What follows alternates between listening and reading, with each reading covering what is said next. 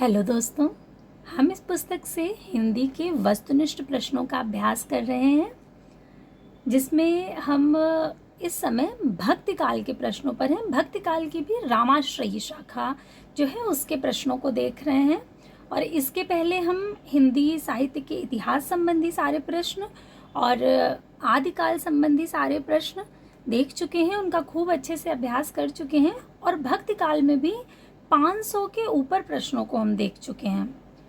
और चूंकि इसमें इस समय जो चल रहा है वो भक्ति काल की रामाश्रयी शाखा का जो विषय है वो चल रहा है, तो इसमें हमने पिछली क्लास थी उसमें चूंकि भक्ति काल में तुलसीदास जी बहुत महत्वपूर्ण हैं और उनकी रामचरितमानस भी उतनी ही महत्वपूर्ण। तो श्री रामचरितमानस के जो 7 कांड हैं उनके क्रम को हमने याद किया था कि कौन सा कांड किसके बाद आता है। इसको हमने खूब अच्छे से याद कर लिया था और आशा करती हूँ कि आप लोगों को याद हो भी गया होगा। अब हम जहाँ तक प्रश्न देख चुके थे उसके आगे प्रश्नों को लेते हैं और अपना अभ्यास जो है उसे जारी रखते हैं, क्योंकि निरंतरता बहुत महत्वपूर्ण होती है किसी भी चीज़ में। तो अभ्यास भी अगर आप रोज कर रहे हैं तो वो धीरे धीरे कब आपको चीज़ें रट जाएंगी आपको खुद ही नहीं पता लगेगा। आप नहीं कुछ कर सकते हैं तो सुन तो सकते ही हैं, आप वीडियो को चला करके रख दीजिए। और अगर आप ध्यान से सुन भी रहे हैं तो मैं पूरे दावे के साथ कह सकती हूँ कि अगर आप निरंतर किसी चीज़ को सुन रहे हैं तो वो आपको अपने आप याद हो जाएगी और पता नहीं लगेगा कि कब याद हो गई। तो अब जो अगला प्रश्न हम लेंगे, जहाँ तक हम देख चुके थे, यहाँ तक हमने देख लिया था प्रश्न संख्या 510 तक। अब अगला प्रश्न है 511 कि अष्टयाम नामक पुस्तक में किसकी दिनचर्या का वर्णन है? कृष्ण भगवान की, विष्णु की, राम की या शंकर? तो अष्टयाम में राम जी की दिनचर्या का वर्णन है। विकल्प बी बिल्कुल सही होगा। अष्टयाम नाभादास की रचना है और इसमें उन्होंने प्रभु श्री राम की जो दिनचर्या है उसका वर्णन किया है। नाभादास की जो दूसरी रचना है जिसके लिए वो बहुत प्रसिद्ध हैं वो है भक्तमाल, जिसमें उन्होंने लगभग 200 कवियों का जीवन वृत्त लिया है। अगला है, देखिए अगला ही प्रश्न वो आ गया कि नाभादास कृत भक्तमाल की भाषा क्या है?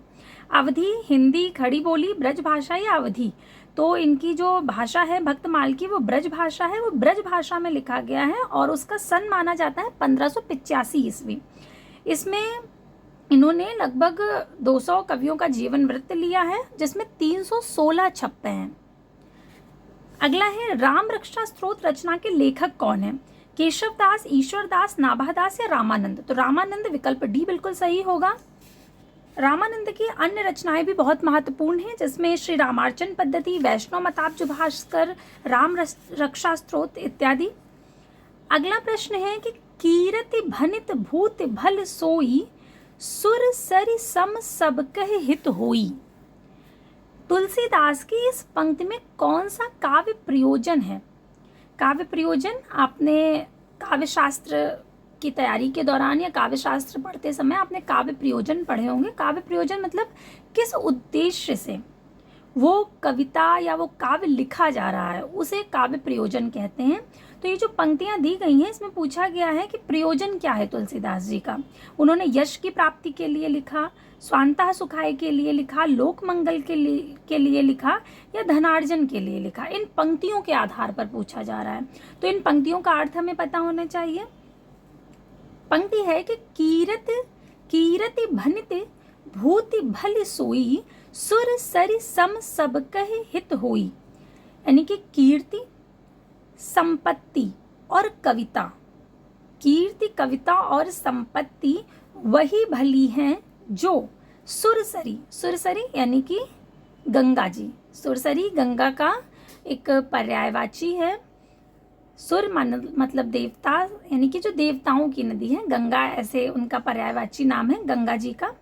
तो जो गंगा जी की तरह सबका हित करे, क्योंकि गंगा जी किसी का भी हित करने से पहले ये नहीं देखती ना कि वो कौन है, उच्च जाति का है, निम्न जाति का है, छोटा है, बड़ा है, मध्यम वर्ग में आता है या निम्न वर्ग में आता है या उच्च वर्ग में आता है। वो तो एक समभाव से सबका हित करती हैं।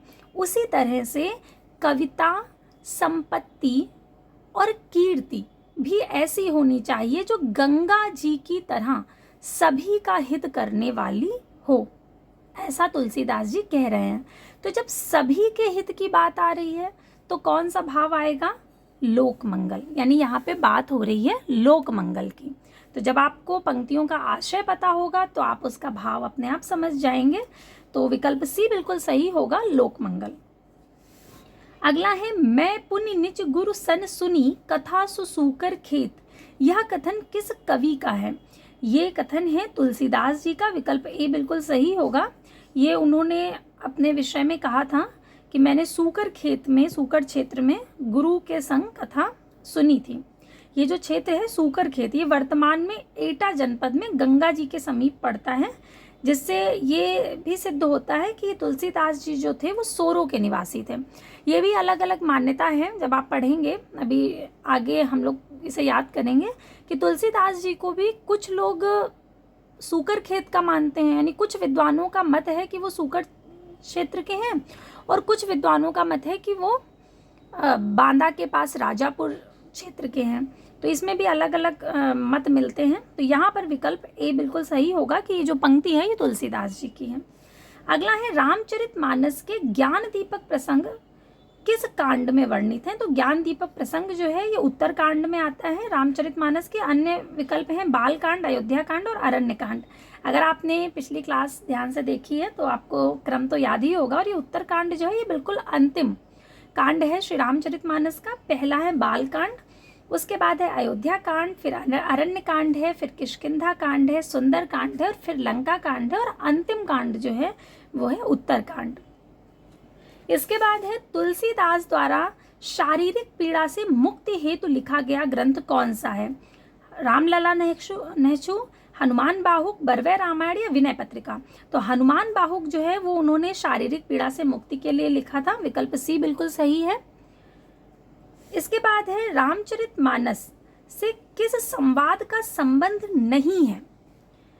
शिव पार्वती संवाद, राम सीता संवाद, याज्ञवल्क्य संवाद, काकभूषुंडी गरुड़ संवाद? तो इसमें से कौन सा है जो संबंध नहीं रखता है?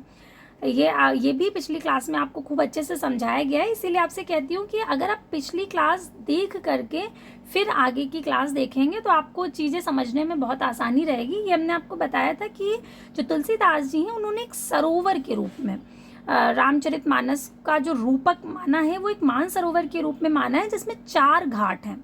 जैसे मान लीजिए ये सरोवर है और चारों तरफ घाट हैं और हर घाट पे एक वक्ता एक श्रोता, एक वक्ता एक श्रोता। इस तरह से श्री रामचरितमानस में 4 लोग कथा कह रहे हैं और 4 लोग सुन रहे हैं, यानी 4 वक्ता हैं और 4 श्रोता हैं। तो वो 4 वक्ता और 4 श्रोता कौन है ये बताया था आपको, जिसमें एक शिव और पार्वती हैं, यानी कि शिव जी कथा कह रहे हैं, पार्वती जी सुन रही हैं। इसी तरह से याज्ञवल्क्य और भारद्वाज जी हैं, काकभूषुंडी और गरुड़ जी हैं, लेकिन राम और सीता नहीं है। इसकी जगह तुलसी और संत हैं, यानी तुलसीदास जी कथा कह रहे हैं और संत सुन रहे हैं। तो विकल्प सी सही होगा क्योंकि राम सीता संवाद नहीं है। अब अगला प्रश्न देखेंगे। अगला प्रश्न है कि मैं नारी अपावन प्रभु जग पावन रावण रिपुजन सुखदाई राजीव विलोचन भव भय मोचन पाहि पाहि सर नहीं आई। रामचरितमानस की उक्त चौपाई में व्यक्त विचार किस पात्र के हैं? तो ये जो पात्र हैं ये हैं अहिल्या। अहिल्या जब पत्थर की हो गई थी, अहिल्या की कहानी आप सबने सुनी होगी। उनकी जो कथा है वो शाप के कारण पत्थर की बन गई थी और जब प्रभु श्री रामचंद्र जी ने अपने चरण स्पर्श किए थे तो वो पुनः नारी रूप में आ गई थी। तब उन्होंने ये बात बोली थी कि मैं नारी अपावन प्रभु जग पावन रावण रिपुजन सुखदाई राजीव विलोचन भव भय मोचन पाहि पाहि सर नहीं आई। 14 वर्षों का वनवास प्रभु श्री राम को मिला था और उसी दौरान उन्होंने जो शापित अहिल्या थी उनको अपने पवित्र चरणों से छू करके फिर से मानव शरीर दिया था। तब ये अहिल्या द्वारा कही गई पंक्तियां हैं। विकल्प ए बिल्कुल सही होगा। अगला है, रामचरितमानस नामक महाकाव्य की रचना शैली क्या है? दोहा चौपाई शैली है, मसनवी शैली है, बरवे शैली है या उपर्युक्त सभी? तो दोहा चौपाई शैली है। विकल्प ए बिल्कुल सही होगा। इसके बाद है, अवधी और ब्रज भाषा दोनों में रचना करने वाले कवि कौन है? सूरदास, घनानंद, तुलसी या उपर्युक्त सभी? तो तुलसीदास जी ऐसे कवि हैं जिन्होंने ब्रज में भी लिखा है और अवधि में भी लिखा है। हमने इनकी दोनों रचनाएं याद करी थी, जो अवधि में हैं वो सारी याद की थी और जो ब्रज में हैं वो सारी याद की थी। सबसे पहले हमने उनकी 12 रचनाओं को क्रम से याद किया था और उसके बाद जो उनकी अवधि की हैं उन्हें अलग याद किया था और ब्रज की हैं उन्हें अलग याद किया था। तो आशा करती हूँ कि आपको सब याद होंगी। अगर आप अभ्यास में हैं तो याद होंगी, अगर निरंतर अभ्यास कर रहे हैं तो। अगला है, तुलसीदास जी की किस रचना का संबंध ज्योतिष से है?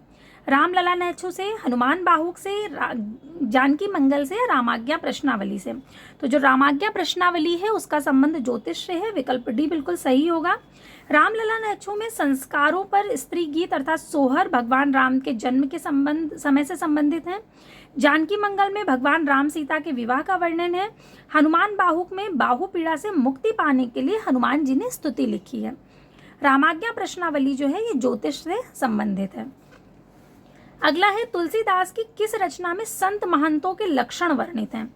वैराग्य संदीपनी में, पार्वती मंगल में, रामाज्ञा प्रश्न में या जानकी मंगल में? तो जो वैराग्य संदीपनी है उसमें संत और महंतों के लक्षण वर्णित हैं।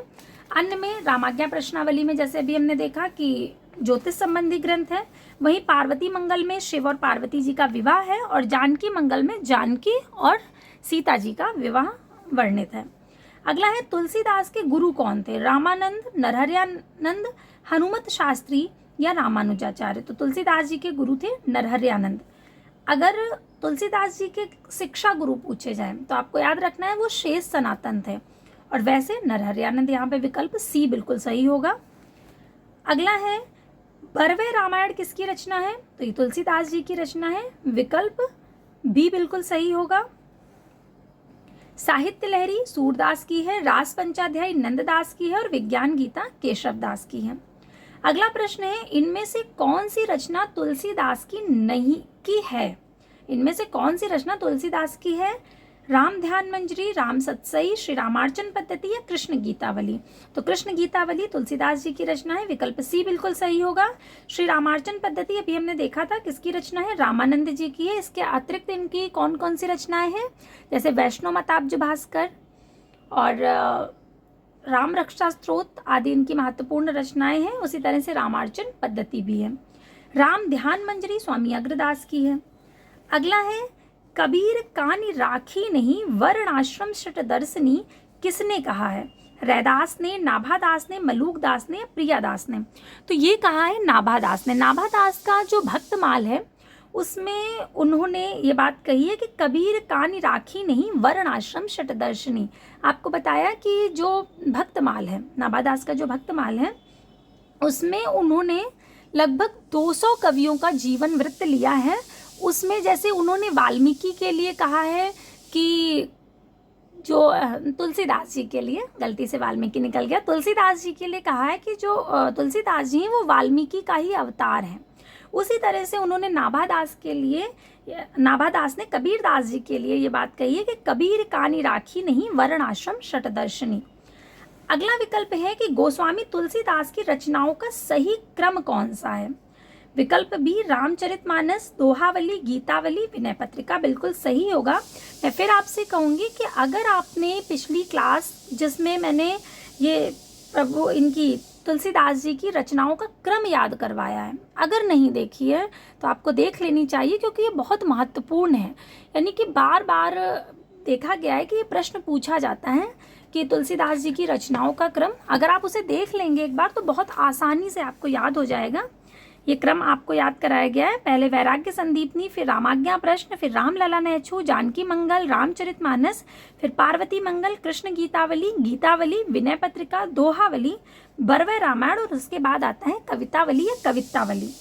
अगर आपके मस्तिष्क में ये बात आ रही हो कि हनुमान बाहुक कहाँ है इनमें से, तो हनुमान बाहुक जो है वो कवितावली में ही अंतिम में उन्होंने परिशिष्ट के रूप में उसे लगाया हुआ है। यानी कि कवितावली में आखिरी में आपको हनुमान बाहुक भी मिल जाएगा। अगला प्रश्न है, गोस्वामी तुलसीदास की अंतिम रचना कौन सी है? विनय पत्रिका, कवितावली, दोहावली, हनुमान बाहुक? तो हनुमान बाहुक को तुलसीदास की अंतिम रचना माना जाता है, विकल्प डी बिल्कुल सही होगा। इसके बाद है, इनमें से कौन सी रचना अवधी भाषा की नहीं है? रामचरितमानस, विनय पत्रिका, पद्मावत या चंदायन।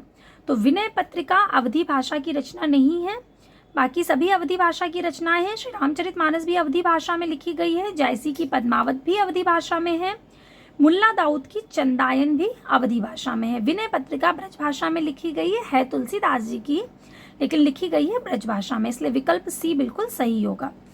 इसके बाद है तुलसी कृत कृष्ण काव्य कौन सा है? तो कृष्ण काव्य उनका कृष्ण गीतावली है, विकल्प डी बिल्कुल सही होगा। फिर प्रश्न है कि इनमें से कौन सा ग्रंथ तुलसी द्वारा रचित नहीं है? अब देखिए, तुलसी की अगर आपको सभी रचनाएं याद हैं तो आप तुरंत देखते ही पहचान जाएंगे कि कौन सी तुलसीदास की नहीं है। तो गीतावली तुलसीदास की रचना है, विनय पत्रिका भी है, दोहावली भी है। रस मंजरी नंददास की रचना है, ना कि तुलसीदास की, इसलिए विकल्प डी बिल्कुल सही होगा। अगला है राम और सीता के विवाह के अवसर पर किस कवि ने मिथिला की स्त्रियों से गारी गीत गवाया है? तुलसीदास ने, केशव दास ने, स्वामी अग्रदास ने या प्राणचंद्र चौहान ने? तो ये केशव दास ने गीत गवाया है, इसलिए विकल्प सी बिल्कुल सही होगा। केशव दास की जो रचना है रामचंद्रिका, ऐसा माना जाता है कि रामचंद्रिका उन्होंने एक रात में लिख ली थी। एक रात में रामचंद्रिका का उन्होंने पूरा प्रणयन कर दिया था। रामचंद्रिका एक रात में लिखी गई उनकी कृति है, और ये अपने छंदों के लिए बहुत प्रसिद्ध है। इसे छंदों का अजायब घर भी कहा जाता है, रामस्वरूप चतुर्वेदी जी ने कहा है, क्योंकि इसमें छंदों का प्रयोग बहुत हुआ है। केशव दास जी ने राम और सीता के विवाह के अवसर पर मिथिला की स्त्रियों से गारी गीत गवाया है। केशव दास कृत रामचंद्रिका 1601 प्रबंध काव्य 1601 में हुआ था, इसमें गलती से 1901 छप गया है, ध्यान रखिएगा आपको। रामचंद्रिका 1601 में प्रकाशित हुई थी प्रबंध काव्य में, जो कि भगवान श्री राम के चरित्र पर आधारित है, और इसमें 39 प्रकाश हैं। अगला है इनमें से कौन सी रचना तुलसीदास की नहीं है? रामचरितमानस, गीतावली, कवितावली या साकेत? तो साकेत तुलसीदास की रचना नहीं है। साकेत किसकी है आपको पता होगा, मैथिली शरण गुप्त जी की बहुत प्रसिद्ध रचना है। राष्ट्र कवि मैथिली शरण गुप्त, जिन्हें राष्ट्र कवि की उपाधि महात्मा गांधी जी द्वारा दी गई थी।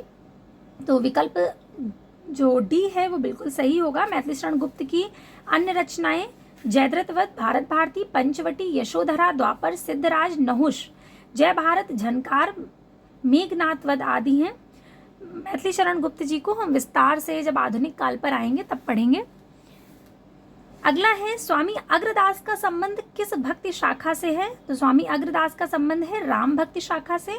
अन्य विकल्प हैं ज्ञान मार्गी शाखा, प्रेम मार्गी शाखा, कृष्ण भक्ति शाखा। तो जो विकल्प सी है वो सही होगा, राम भक्ति शाखा। फिर अगला प्रश्न है कि भक्ति काल के किस कवि को जातीय कवि कहा जाता है? सूरदास को, नाभादास को, तुलसीदास को या नंददास को? तो तुलसीदास को भक्ति काल का जातीय कवि कहा जाता है, विकल्प भी बिल्कुल सही होगा। भक्ति काल की राम काव्य धारा के सर्व प्रमुख भक्त कवि संत शिरोमणि गोस्वामी तुलसीदास हिंदी साहित्य के सर्वाधिक लोकप्रिय कवि हैं। तुलसीदास को भक्ति काल के जातीय कवि की संज्ञा दी गई है। याद रखिएगा, महत्वपूर्ण प्रश्न है, बहुत बार पूछा गया है कि भक्ति काल का जातीय कवि किसे कहा जाता है? तो तुलसीदास को कहा जाता है। तुलसीदास की जो रचनाएं हैं वो भी आपको सारी याद रखनी है। वैराग्य संदीपनी से शुरू होती हैं, रामाज्ञा प्रश्नावली, रामलला नयक्षुर, जानकी मंगल, रामचरितमानस, पार्वती मंगल इत्यादि 12 रचनाएं उनकी प्रामाणिक मानी जाती हैं। इसके अतिरिक्त सूरसागर, सूरसारावली और साहित्य लहरी सूरदास की रचनाएं हैं। अनेक अर्थ मंजरी, रस मंजरी, मान मंजरी, रास पंचाध्यायी, सिद्धांत पंचाध्यायी नंददास और अष्टयाम नाभादास की रचना है। ये सारी रचनाएं एक बार आप पढ़ते रहेंगे ना तो याद रहेंगी। भले ही आपको याद हो, फिर भी अभ्यास के दौरान हमें सारी चीज़ें पढ़ते हुए चलना चाहिए। हमें याद हैं तो भी वो उतनी ही ज़्यादा बिल्कुल दृढ़ होती जाती हैं मस्तिष्क में, इसलिए बहुत महत्वपूर्ण है बार बार चीज़ों को पढ़ना। अगला प्रश्न है गीतावली है एक मुक्तक काव्य है, प्रबंध काव्य है, अतुकांत काव्य है या इनमें से कोई नहीं? तो जो गीतावली है तुलसीदास जी की रचना वो एक मुक्तक काव्य है।